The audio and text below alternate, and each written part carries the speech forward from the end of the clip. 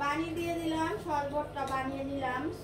শরবতের মধ্যে লেবু আছে, ট্যাং আছে, গুড় আছে।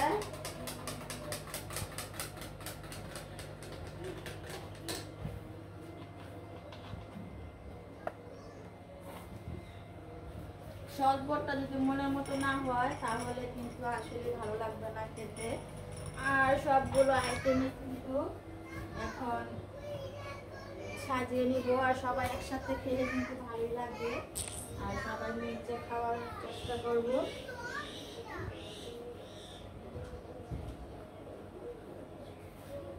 আজকের ইফতারির আয়োজন, এই যে আজকে ইফতারির আয়োজন। সবাইকে প্রথম রোজার শুভেচ্ছা। আর প্রথম রোজাটা রাখলেই কিন্তু ভালোই লাগে, খারাপ লাগে না। আর প্রথম তো একটু নার্ভাস লাগবেই। 30টা রোজা যেন এভাবে করতে পারি, অবশ্যই আপনারা দোয়া করবেন।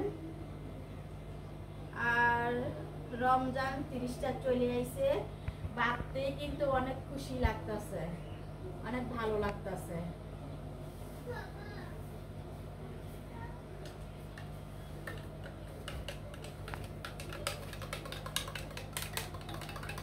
আর শরবতগুলো কিন্তু এক এক করে গ্লাসের মধ্যে ঢেলে দিব।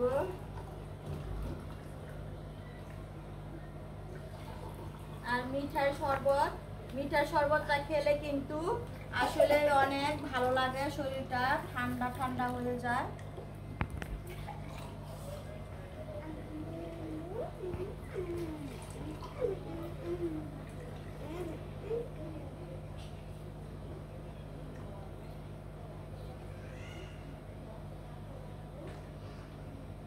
শরবতটা ঢেলে দিলাম। আর সবাই একসাথে ইফতারি খেলে কিন্তু খুবই ভালো লাগে। আর টেবিলে খাওয়ার চেয়ে নিচে বসে সবাই একসাথে মিলে ইফতারি খাবেন, তাহলে মজাটা কিন্তু আরো বেড়ে যাবে। এদিকে আব্দুল্লাহ,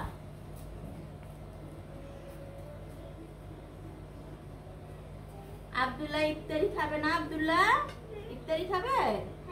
খাবে?